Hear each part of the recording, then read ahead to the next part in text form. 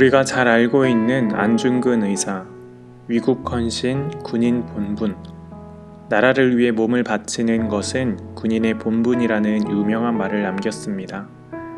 또한 자신의 결의를 다지기 위해 네 번째 손가락을 자른 손도장을 찍을 만큼 결의에 찬 사람입니다. 안중근 의사는 죽음을 앞에 두고 이러한 고백을 합니다. 나는 천국에 가서도 마땅히 조국의 독립을 위해 힘쓸 것이요. 죽음 앞에서도 결연할 수 있었던 이유는 무엇일까요? 조국을 위한 애국 애족의 마음을 가지고 목숨을 던질 수 있었던 이유는 무엇일까요? 아마도 그 생명보다 더 큰 가치 있는 것을 볼 수 있었던 하나님 사랑과 이웃 사랑에 믿음이 있었기 때문 아니었을까요? 우리 믿음의 선배인 안중근 의사를 우리가 기억하기를 소망합니다. 오늘 우리가 함께 나눌 말씀은 예레미야 애가입니다. 1장 1절의 말씀을 함께 읽고 묵상을 나눠보도록 하겠습니다. 슬프다 이 성이여, 전에는 사람들이 많더니 이제는 어찌 그리 적막하게 앉았는고. 전에는 열국 중에 크던 자가 이제는 과부같이 되었고, 전에는 열방 중에 공주였던 자가 이제는 강제 노동을 하는 자가 되었도다.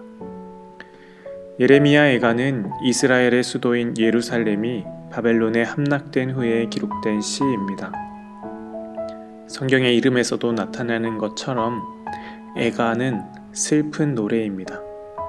1장과 2장, 4장의 첫 시작은 슬프다라는 탄식으로 시작합니다.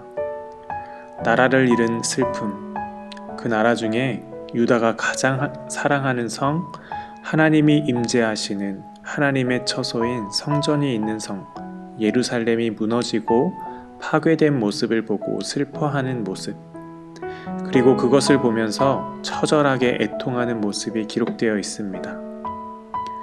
이 성경을 기록한 사람은 파괴된 예루살렘을 보고 왜 이런 일이 일어나게 되었는지를 솔직하게 고백합니다. 하나님과 함께하는, 하나님께 택함받은 백성이 왜 망하고 포로가 되어야 했을까요? 그 이유는 5절에 그의 죄가 많음으로 여호와께서 그를 곤고하게 하셨음이라 라고 한 것에서 보듯이 유다가 하나님 앞에 범죄함으로 이 모든 일이 벌어진 것입니다. 하나님 앞에 죄를 지은 그 대가는 철저한 파괴였고 심판이었습니다. 우리가 기억해야 할 것은 하나님은 오래 참음, 오래 인내하시지만 심판에 대해서도 정확하신 분이라는 것입니다. 이 시를 기록한 사람은 자신이 당하고 있는 이 고통이 어디에서 왔는지 정확하게 알고 있었습니다. 12절에 여호와께서 그의 진노하신 날에 나를 괴롭게 하신 것이로다. 이 모든 고통과 고난의 시간은 모두 하나님께서 주신 것임을 정확하게 알고 있었습니다. 비록 자신의 죄로 인해 하나님께서 주신 고통의 시간이지만 그럼에도 다시 한번 하나님께 외칩니다.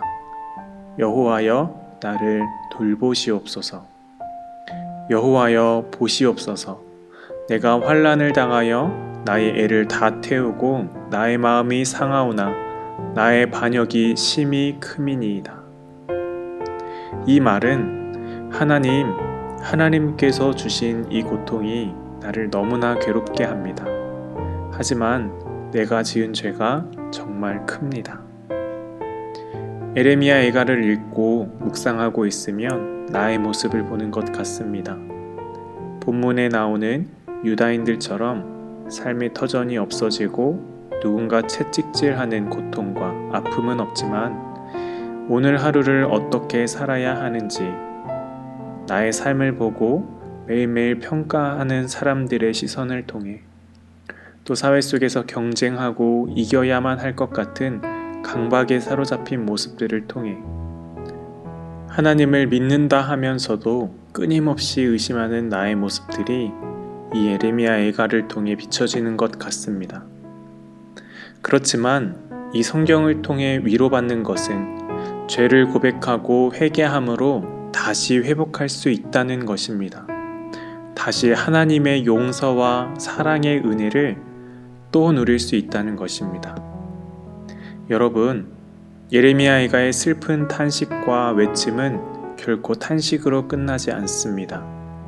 이 탄식의 기도의 끝은 하나님의 회복이 기다리고 있습니다. 우리 가운데 어려움이 있는 친구들, 또 선생님들이 계시다면 그럼에도 불구하고 우리를 사랑하시고 회복시키시기를 원하시는 하나님을 기대하기를 소망합니다. 오늘 밤에도 주님 안에서 하나님이 주시는 깊은 평안을 누리시기를 주님의 이름으로 축복합니다.